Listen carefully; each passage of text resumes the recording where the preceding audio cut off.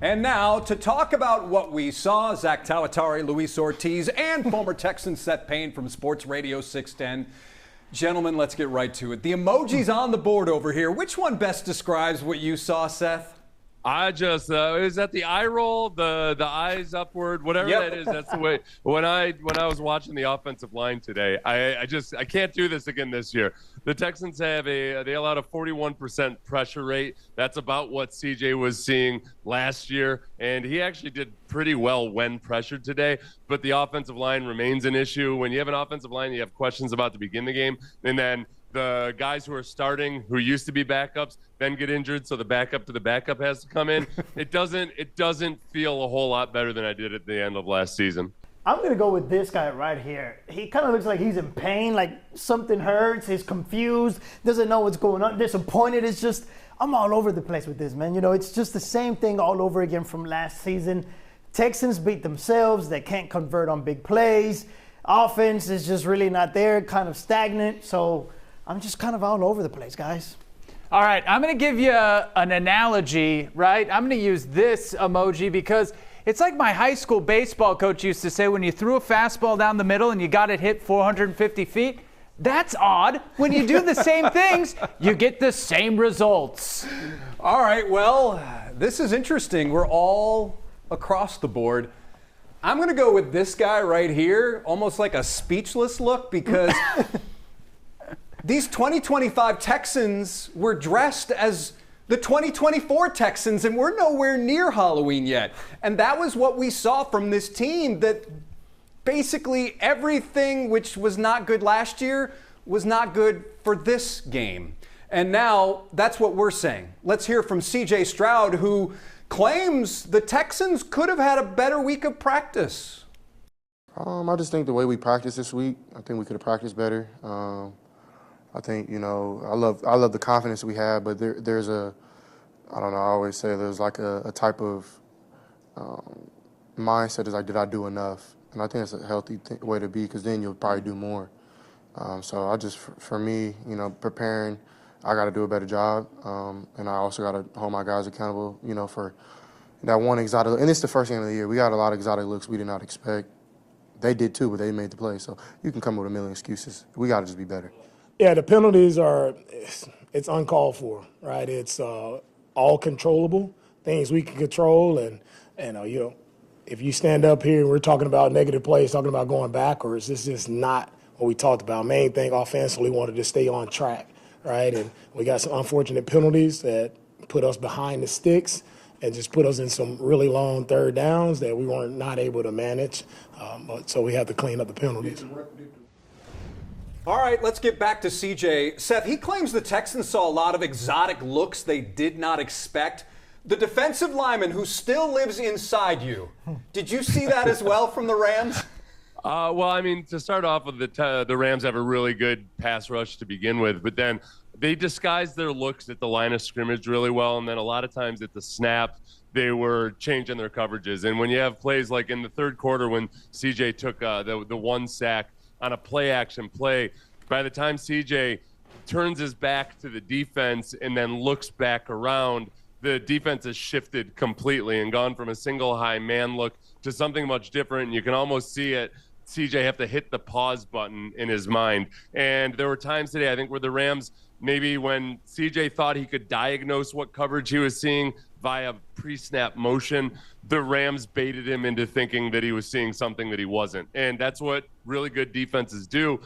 This Rams defense wasn't a really good defense last year. Everybody expected them to improve this year, and they did a lot of the deception elements of the game really well today.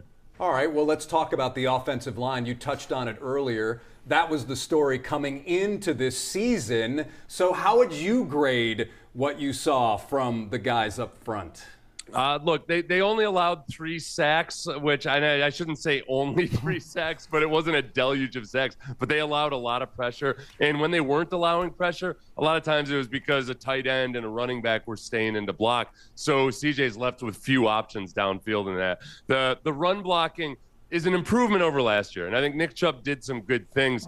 But by and large, you just don't have a lot of talented offensive linemen out there. It's going to have to be something that they have to continue to try to build just in terms of cohesion and physicality. I did see some signs of progress, but it's not good enough right now. It's obviously when you don't score a touchdown in the game and you don't score any points at all in the second half, there's a lot of room for improvement all around. I would think maybe that's a C- or below. What do you guys think? I'd give it a C-. I mean, I'm only not giving it lower than that because it's week 1. But overall, extremely disappointed in what we saw from the offensive line. The fact that CJ's still running around for his life back there, nothing changed. Nothing has changed since last season at this moment right now. You said disappointed, so I'm going to go with a D.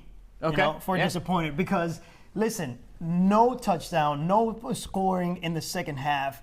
And then Seth touched on it. He said, look, the offensive line, they gave a little bit more protection when you had the tight end or the running back there helping. There was one play in which Nick Chubb helped out really well. He blocked really well. But then that takes away from your offensive weapon. So if this offense was not able to score a touchdown and no points in the second half, what are they going to be able to do when you have to depend on those guys to help you protect him when you have less weapons out there? Well, I guess we saw the result of that, right, Seth? Yeah, no, and I forgot to give my grade. Yeah, C-, and I'm grading on a curve. And that goes for Nick Caley as well. I'm going to be a little bit lenient in the first couple games as all of these new pieces come together. And we've got example after example of offensive or defensive coordinators gotten off to slow starts. I mean, the Eagles last year with a new defensive coordinator in Vic Fangio didn't look very good defensively. They figured it out. But yes, my patience is growing thin in these waning years of mine. So for the first couple weeks, I'm grading on a curve. This performance 3 or 4 weeks from now would be a D or an F. So those are the grades, and now it's time for the drive of the game. Not a lot to go on for the drive of the game, but the fans, you guys out there, as we did post-game on KHOU 11+, you had a lot of words to describe this game, including undisciplined, disappointing, frustrating, embarrassing. I called it a rerun. Zach said typical. And poor Luis over here. Luis, what did you say? Sigh. Sigh. He had a sigh. All right, Seth, so what was the biggest disappointment you saw from this game? What was the biggest disappointment? Look, when you only allow a team to score 14 points, typically you should be pretty excited about the defensive effort.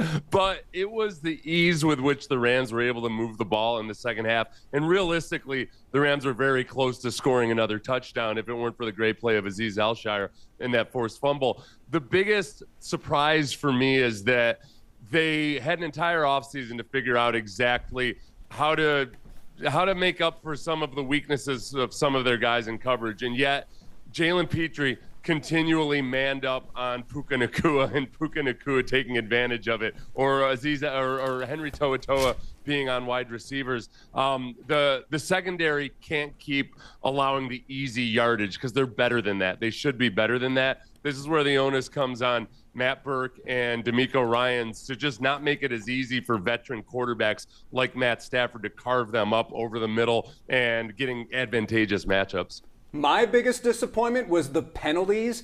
And guys, you've got to hear these numbers because this does not bode well for the AFC South. The most penalized teams in week 1 include the Texans with 11, the Jaguars with 11, the Titans with 13 in their first game. The most disciplined team that we saw in week 1 was the Colts, who committed just 4 penalties. So you've had all this time to prepare for week 1. And granted, I know that you had some reshuffling of the offensive line, but when you commit all those penalties and they are drive killers, that is just a big disappointment for me. Biggest disappointment for me were my own expectations. Hoping to see a revamped offensive line, hoping to see CJ Stroud have just a little bit more time back there to be able to make some plays. It's really tough when you continue to watch the same thing, and I think that today felt worse because it was the start of a new season when we expected to see some changes at least. Zach, my friend, some life advice. Don't disappoint yourself. Yeah, don't do it again. Well, look, listen, for me, I'm going to go with that secondary. I thought that what Seth touched on earlier, and I think during our post-game show, I kind of touched on it as well. You said they only gave up 14 points, right? You should be proud. That's usually a good sign. You give up less than 20 points in the NFL. That's a good defense. But I thought it was masked, right? Because the way that they just easily moved down the field, the way they were able to pass the ball, Puka and Nakua just tearing it up out there, I thought that really said a lot, even though it didn't convert into points on the scoreboard. I thought I was really let down by that secondary, in which we thought that Derek Stingley, Kamari Lassiter, and also Kalen Bullock were going to be locked down defenders. So, Seth, when you look at this game, what gives you hope for the home opener? What gives you hope? I think two things. For one, Derek Stingley, I think, was playing injured after that injury sustained in the first quarter. So they probably weren't to be able to do as much with him to try to, either shadow the best receivers or what have you. Offensively, Nick Chubb ends up averaging 4.6 yards per carry. They only ran him 13 times. I think they probably are trying to be as careful as possible with him as he's aging and coming back from injury. But hopefully he feels good enough on Monday, Tuesday, Wednesday that they can use him more, because I don't really have a lot of confidence in any of these other running backs. But Nick Chubb showed a little bit of some flash of his old self today. Yeah, Nick Chubb is the highlight of this game for me. To think that they found something, and they really need it right now because Joe Mixon is out. He's the highlight of the game for me, and the hope that I have going into next week that they're going to be able to run the ball a little bit better, which is going to open up more of the passing game. But again, we don't know exactly what we're going to get in terms of recovery from him. Here's what gives me hope. Kaimi Fairbairn. I mean, he's your entire offense on Sunday. But again, we've seen from this guy that when a kick needs to be made, more often than not, he's going to make it. And if the Texans are going to play these tight games, I have hope that Kaimi Fairbairn will be the difference. And that's somewhat troubling, but that's important, though, to have a kicker who can nail kicks during crucial moments. So that's what I have hope for.